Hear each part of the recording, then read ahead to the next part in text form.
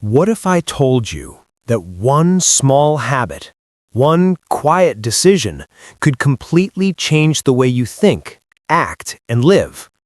Not motivation, not discipline, but a hobby. The Stoics believe that the quality of your life is shaped not by what happens to you, but by what you practice daily. Marcus Aurelius didn't escape chaos. Epictetus wasn't born powerful. Seneca didn't live without fear. Yet they mastered life because they mastered themselves. Today, I'll share 10 Stoic-approved hobbies. Pick just one, and your life won't be the same. Hobby number 1, daily journaling, the mirror of the mind. Marcus Aurelius wrote meditations not for the world, but for himself. Journaling is not about writing beautifully, it's about thinking clearly.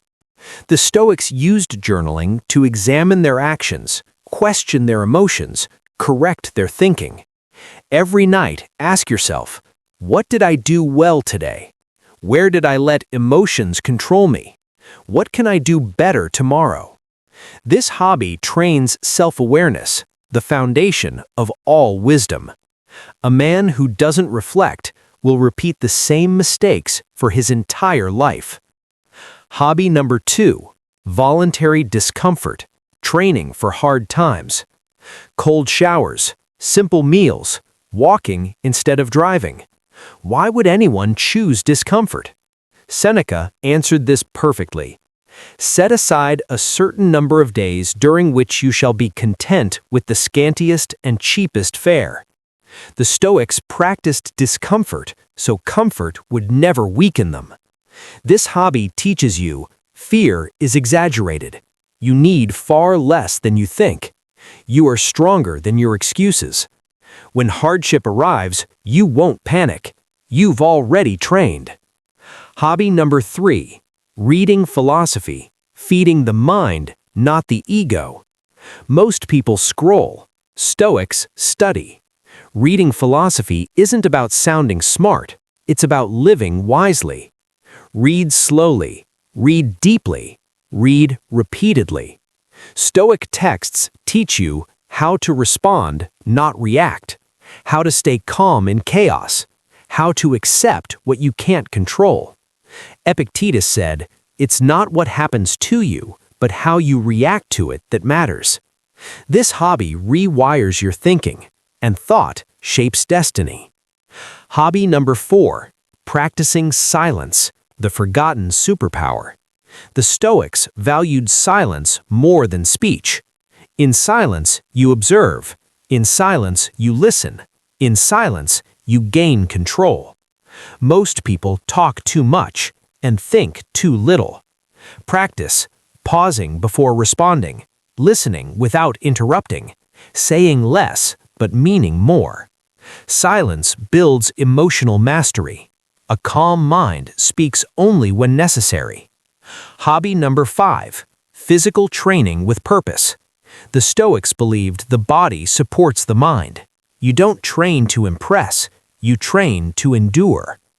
Exercise becomes a Stoic hobby when you show up even when unmotivated.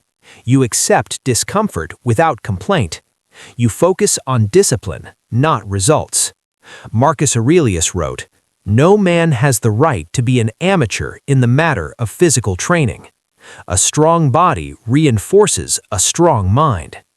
So far, you've learned hobbies that strengthen your mind, harden your discipline, sharpen your awareness. But the next 5 go deeper. They will change how you face death, handle people, respond to loss, find peace in chaos. This is where Stoicism becomes a way of life. Hobby number 6, negative visualization, preparing the mind for reality.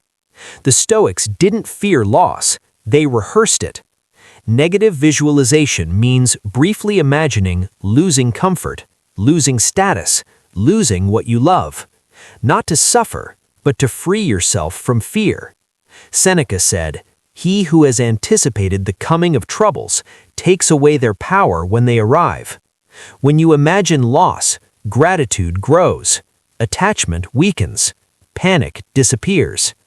Nothing shocks a prepared mind. Hobby number 7, practicing gratitude, the antidote to desire. The Stoics knew something modern society forgets.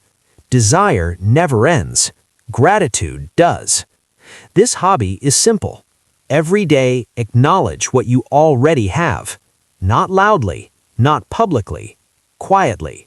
A roof, a body that works, another sunrise. Epictetus taught, wealth consists not in having great possessions, but in having few wants. Gratitude creates inner wealth, the kind no one can take from you. Hobby number 8, emotional observation, mastery without suppression. Stoicism is not about killing emotion, it's about not being ruled by it. This hobby is awareness. When anger appears, observe it. When fear rises, study it. Ask, why do I feel this? Is this within my control? What response reflects my values? Emotions lose power when they are understood.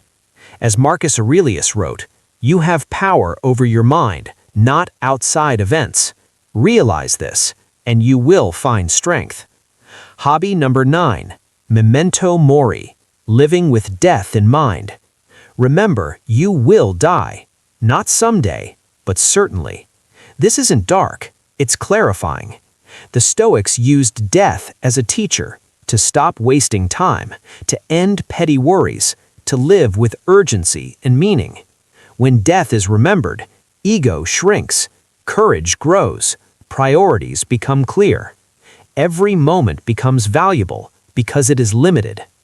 Hobby number 10, practicing virtue daily, the highest Stoic goal. All Stoic hobbies lead here: virtue, wisdom, courage, justice, self-control. This hobby asks one question each day. Did I act as my best self today? Not perfect, but honest. Not admired, but principled. Stoics believed external success is uncertain. Character is not. A life lived in virtue is a life already won. You don't need all 10. You need one. One hobby practiced daily will slowly reshape your thoughts, your reactions, your identity. Stoicism is not read, it is lived. Start small, be consistent, remain patient. As Marcus Aurelius reminded himself, waste no more time arguing what a good man should be. Be one. Pick one hobby, commit to it, and your life will never be the same.